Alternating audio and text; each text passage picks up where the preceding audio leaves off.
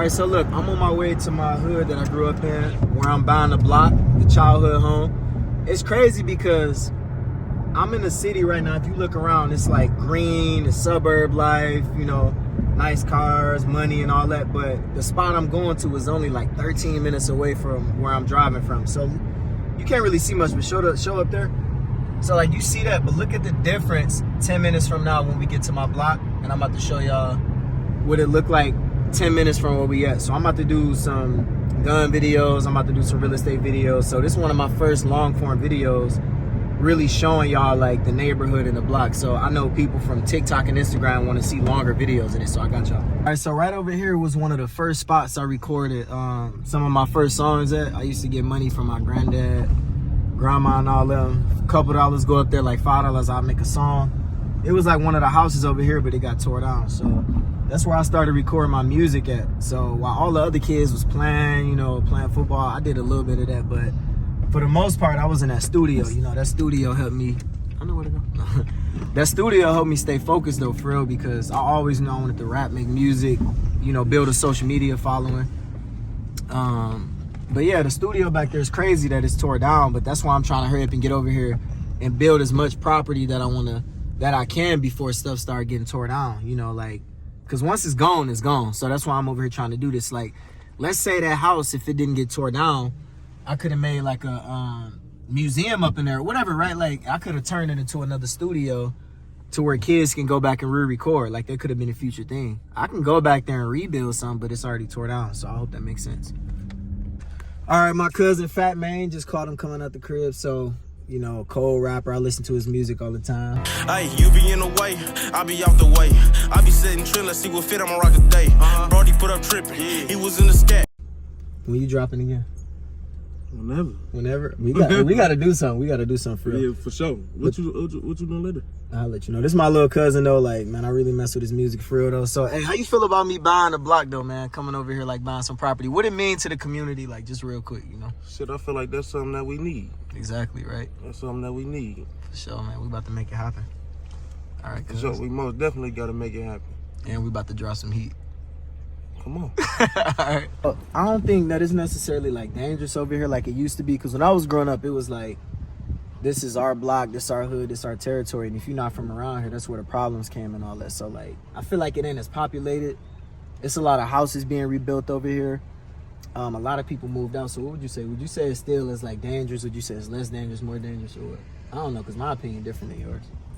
I don't know about a younger generation moving. I don't know, because I haven't been over here so long, but when we was staying here, by us being from the neighborhood and cool with everybody from around the neighborhood, it never was no problem. We didn't have no worry about anybody messing with us or anything like that. Yeah, because it was like, this was our safe haven. That's how I describe it. And if it was like, you not from around here, then that's when there was some problems, right? Exactly. Because this was like our village, you know, so if you come from another... you did something around here to where you had to get dealt with. Because it wasn't like people just running wild and crazy. So that's something I want to clear up. Like when I make these videos and people are like, you making the city look bad, whatever, it's more like, no, it was safe for us and it was real territorial. We had our own village, we was protected. But then the problem is where people do something out of line. It was a whole order and structure. When you talk about the hood, it's not really just chaos, people just going crazy, no order. It's always order and structure. It's like rules, you know, it's discipline, you know, and you know, we try to keep it in line that way. And then when somebody do something, like she was saying, like... Because I could come over here now and still get the same love. Exactly. Like I never left. Mm-hmm. They're protected. Ain't nobody gonna let nothing happen to me while I'm over here. Right, and that's for me and my whole family, you know, or anybody that we come with. All right, so we on the block around the corner from the block that I'm working on buying, but I wanted to show people this. This is like a memorial. Me and my mama, we don't know who memorial that is. We know most of the people over here, so we don't know. But I mean, this is big. This is symbolic. This is how people grieve. This is how they process their dead, you know, and remember, you know. I mean, I think it's symbolic. It's like, this really represent a lot. People just see a lot of broken glasses, but it's more like, nah, man, we remembering the people that we lost. And it just, I think it's iconic. It's like art in a way, you know, like for real. That's what I see it as. It's like street art. And, you know, you see a lot of these when you ride through Detroit. Teddy bears on street lights, stuff on the corners and all that. So yeah, this is something that like I necessarily wouldn't even bother. I'll leave it, you know. just for now, just as it is, you know. So RIP to whoever lost their life here. Alright, so I'm gonna do it. So this house right here, where this where one of my homies lived. He was like a brother. So I made a song about it called My Mind, where I talked about the seatbelt. I made a song and a music video talking about one of my homies that lost his life in this house over here, or not in his house, but he lived in this house, and this is where we used to spend a lot of our time at. So the song is called My Mind. It'll make a lot of sense. So he's like a brother to me. That song is so deep, it's fire. Y'all should go check it out. Trey Little, My Mind. Now I never see you again. We held guns together, ran from the police, even stole whips and did what we had to do just to survive as teens. With a dream, trying to get by with no guidance. But even if they, even if the people that own this house, like, they still fixing it up. So even if I don't own it, like, it's still dope that they yeah, so that's it right there. Childhood home, boom. That's the one that I grew up in right here. It is. Yeah. Do you remember Dad standing up there with that fire? It drops.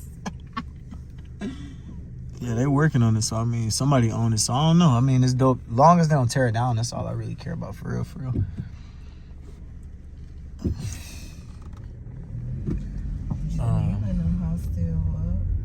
The house that I got, I actually need to finish signing a purchase agreement, send over the money for it, but this is the house right here that I got in these 4 lots. So this is my first time, or this is my mama's first time seeing it. She ain't never seen this before, but yeah, this is the house that I got. I still, like, it was a long process. We started it like 5 months ago. We didn't know which property we was gonna get. This is the first one. It's a lot of other properties over here that I can get. It's vacant land that I can get, commercial buildings that I can get. So even if, let's say, I only get one house on this block, it's still contributing to buying a block, because then, you know, we building this whole thing back up, and then I can get other houses across the street, around the corner, all that stuff. So it's the concept of rebuilding the block while I'm doing that. So yeah, I mean, that's really it. What you think, Mom? What you think? You see, it's a lot of illegal dumping right there. We contacting the city to get that up. It's like a lot of trash and stuff over there. 5 years from now, everything will be good. It's a lot of construction over there too. They working on something, so we getting it up, you know. So I always talk about gun safety. I want to make sure I do that. So obviously I'm over here, like I said, we in the hood that I grew up in. We talked about that it ain't as bad as it used to be, but there's always a lot of ways that I move. So when I come over here, even if I come by myself, I'm always looking around. That's anywhere though. Even if you here, you in the suburbs, anything can happen. We see a lot of things happening in the news where people doing crazy stuff. So I'm always strapped up. Got the Glock 45 on me, 17 rounds, got the 30 round. I don't carry this everywhere. I barely use it. It's more for just videos, but the 30 round, it just look dope. It's cool. And I'm always, you know, on alert. Like, you see me looking around, I'm not just gonna be out here just head down, phone down. Always be aware, always be alert, because anybody can pop up anywhere. You know, it don't matter where you at. If you in the hood, you in the burbs, you downtown, you in California, anything can happen anywhere. So always be alert. It's just we see more stuff happening in the hood, so you know that's why it's important to be on your toes, you know. So yeah.